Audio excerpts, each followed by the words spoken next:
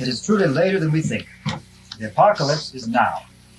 And how tragic it is to see Christians, and above all, Orthodox young people, with this incalculable tragedy hanging over their heads, who think they can continue what is called a normal life in these terrible times, participating fully in the whims of this silly, self-worshipping generation, totally unaware that the fool's paradise we're living in is about to crash, and completely unprepared for the desperate times that lie just ahead of us. There is no longer even a question of being a good or a poor Orthodox Christian. The question now is, will our faith survive at all? With many, it will not survive. The coming Antichrist will be too attractive, too much in the spirit of the worldly things we now crave, for most men even to know that they have lost their Christianity without doubt to him. Still, the call of Christ comes to us. Let us, after becoming aware of these things, begin at last to pay attention. The clearest expression of this call today is coming from the enslaved atheist world, where there is real suffering for Christ, the seriousness of life which we are rapidly losing or have already lost. One Orthodox priest in Romania, Father George Calciu, who is now near death in a communist prison, for daring to challenge young seminarians and students to put off their blind allegiance to the spirit of the times and come forward to labor for Christ. He gave a series of talks in 1978, for which he received a sentence of 10 years in a concentration camp, and after which he was subjected to beatings. We published in the Revised Bishop Orthodox Word, contained the first installment, 2 parts. There's 7 talks addressed to young people. Of course, he speaks to people who have been raised as atheists, so the situation is a little more drastic than what we have here. But the basic battle is the same. After speaking of the emptiness of atheism, he tells today's young people, quote, "I call you to a much higher flight, to total abandonment, to an act of courage which defies reason.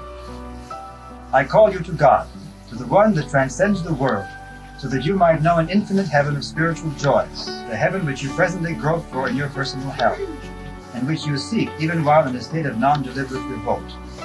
Jesus has always loved you, but now you have the choice to respond to his invitation. In responding, you are ordained to go and bear fruit that will remain, to be a prophet of Christ in the world in which you live, to love your neighbor as yourself, and to make all men your friends, to proclaim by every action this unique and limitless love which has raised man from the level of a slave to that of a friend of God, to be the prophet of this liberating love which delivers you from all constraint, returning to you your integrity as you offer yourself to God." End of quote. Father George, speaking to young people who had little inspiration to serve Christ's church because they had accepted the worldly opinion, which is common also in the free world, that the church is only a set of buildings or a worldly organization, calls them and us to a deeper awareness of Christ's church, and of how our formal membership in it is not enough to save us. He says, quote, "The Church of Christ is alive and free. In her we move and have our being, through Christ who is her head. In him we have full freedom. In the church we learn of truth, and the truth will set us free. You are in Christ's church whenever you uplift someone bent down in sorrow, or when you give alms to the poor and visit the sick. You are in Christ's church when you cry out, 'Lord, help me.'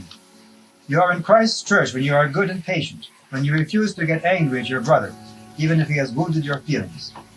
You are in Christ's church when you pray, 'Lord, forgive him.' When you work honestly at your job, returning home weary in the evenings, but with a smile upon your lips. When you repay evil with love, you are in Christ's church. Do you not see, therefore, young friend, how close the Church of Christ is? You are Peter, and God is building his church upon you. You are the rock of his church, against which nothing can prevail. Let us build churches with our faith, churches which no human power can pull down, a church whose foundation is Christ. Feel for your brother alongside him. Never ask, 'Who is he?' Rather say, 'He is no stranger. He is my brother. He is the Church of Christ, just as I am.'" End of quote. With such a call in our hearts, let us begin really to belong to the Church of Christ, the Orthodox Church. Outward membership is not enough. Something must move within us that makes us different from the world around us, even if that world calls itself Christian and even Orthodox. Let us keep and nourish those qualities of the true Orthodox worldview which I mentioned earlier. A living, normal attitude, loving and forgiving, not self-centered, preserving our innocence and unworldliness, even with a full and humble awareness of our own sinfulness and the power of the worldly temptations which surround us. If we truly live this Orthodox worldview, Our faith will survive the shocks ahead of us and be a source of inspiration and salvation for those who will still be seeking Christ, even amidst the shipwreck of humanity which has already begun today.